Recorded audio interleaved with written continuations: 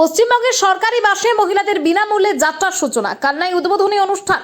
পশ্চিমবঙ্গে ক্ষমতায় আসার আগে বিজেপি তাদের নির্বাচনী ইস্তেহারে মহিলাদের জন্য সরকারি বাসে বিনামূল্যে যাতায়াতের প্রতিশ্রুতি দিয়েছিল।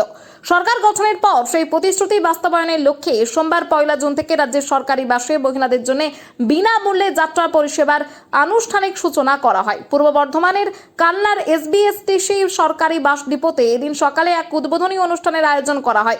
অনুষ্ঠানে উপস্থিত ছিলেন বিভিন্ন সরকারি আধিকারিক, কালনা বিধানসভার বিধায়ক সিদ্ধার্থ মজুমদার, প্রতিনিধিরা এবং এলাকার বিশিষ্ট ব্যক্তিবর্গ।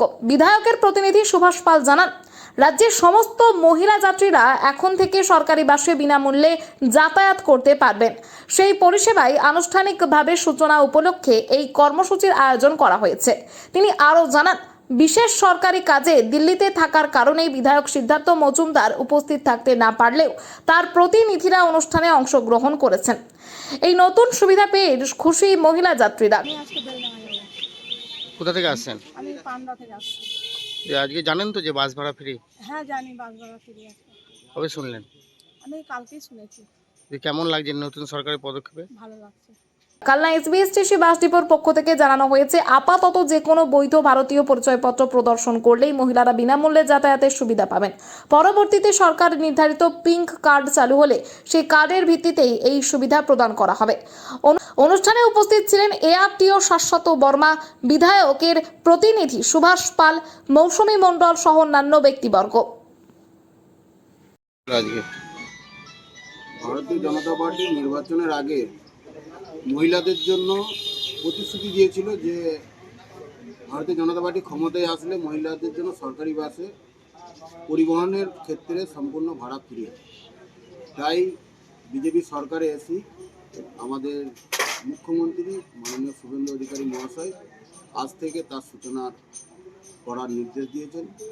সরকারি সমস্ত বাসেতে মহিলাদের জন্য বাস ভাড়া যে ফ্রি হবে তার সূচনা আছে। তাই আরটিও সাহেব এসছেন এবং আমাদের বিধায়ক সাহেব আজকে দিল্লি গেছেন বিশেষ কাজে। তাই আমাদের ওনার প্রতিনিধি হিসেবে আমরা আছি এবং ওনার পিএ আসবেন। মহিলারা ফ্রিতে যেতে পারবে আপাতত যতক্ষণ না পিঙ্ক কার্ড বলে একটা কার্ড আসছে ততক্ষণ পর্যন্ত মহিলা সর্বত্র ফ্রি।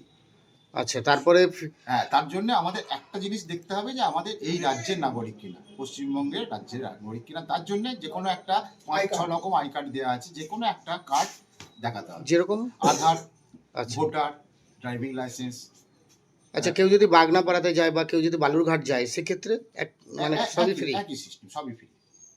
আচ্ছা, এই পিঙ্ক কার্ড কি আজকের জন্য শুধু মানে আজকের পরে না, পিঙ্ক কার্ডটা সময় সাপেক্ষ ব্যাপার। ওটা অন্তত 15 থেকে দিন থেকে 1 মাসের মধ্যে এই কার্ডগুলো হবে। আচ্ছা, ওগুলো যে যার নির্দিষ্ট এলাকার অফিস থেকে পাবে, ব্লক অফিস, এসডি অফিস থেকে পাবে।